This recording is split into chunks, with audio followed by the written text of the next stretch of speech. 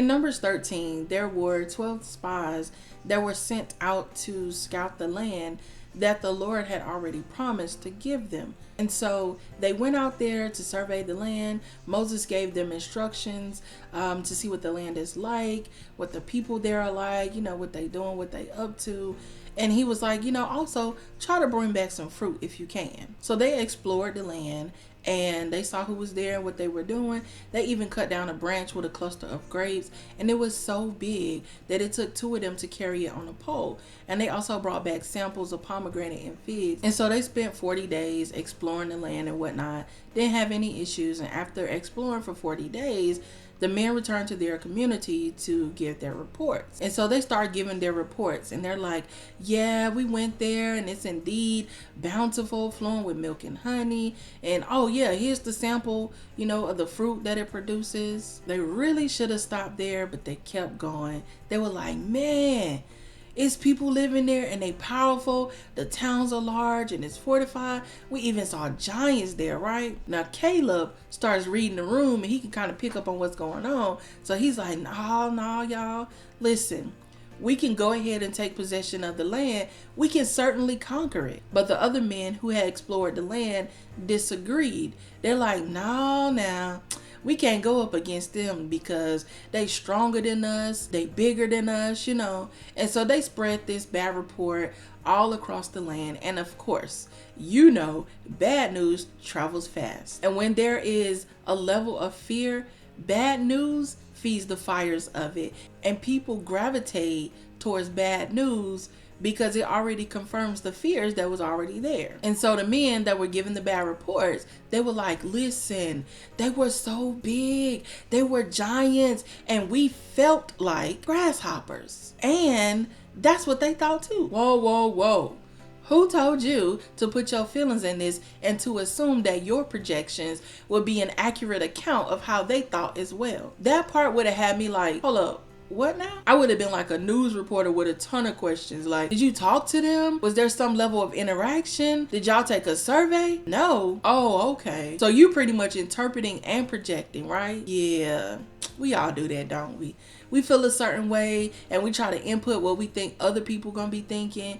And the case may be they didn't even pay that no attention, or even they may think the same way we think, And even still, so what? Go on about your business, So I'll ask again, where's your focus? Are you focused on what God said or what you see? 10 out of the 12 spies that were sent riled the people up and caused the people to miss out on one of the greatest blessings of their lives. Because of doubt, because of fear, because of negative talk, wrong perspective, and focus, they chose to focus more on their view and their feelings, and it gave them a skewed view of themselves. Insecurity was definitely a hitchhiker, and they picked that bad boy up quickly. Where is your focus? Then in chapter 14, the whole community is crying and crying all night. And instead of moving forward, because God had already said it was theirs, they wallowed in self-pity and used fear and anxiety as blankets of comfort. Then they started protesting against Aaron and Moses. They were like, we should have died in Egypt and even in the wilderness because the Lord brought us here to die. And it would have been better for us if we returned to Egypt, return to bondage. And so they planned to choose a new leader to take them back to bondage. Back to bondage? Are you kidding me? Seriously? Back to bondage? Come on. Don't put more emphasis on a negative report than what the Lord said. God promised that it would happen. He promised that it was yours, not that it would look easy. I'll tell you this, the lack of faith is contagious, and you're absolutely going to need faith on this walk. So don't get on one accord in rebellion with complaining about this, that, and the third. If the Lord said it, it's going to happen. Unbelief will have you exchanging good for evil. And just a side note, freedom is always better than bondage, especially when God frees you. In fact, in the word, God says, if Jesus has set you free, you are indeed free. No ifs, ands, and buts about it. You're free. So don't think that what you used to be in, where you used to be, who you used to be is better than the few issues that you're having right now. In case you forgot, you're free. And don't allow these circumstances now to make you fantasize about your past and revert to a slave mentality.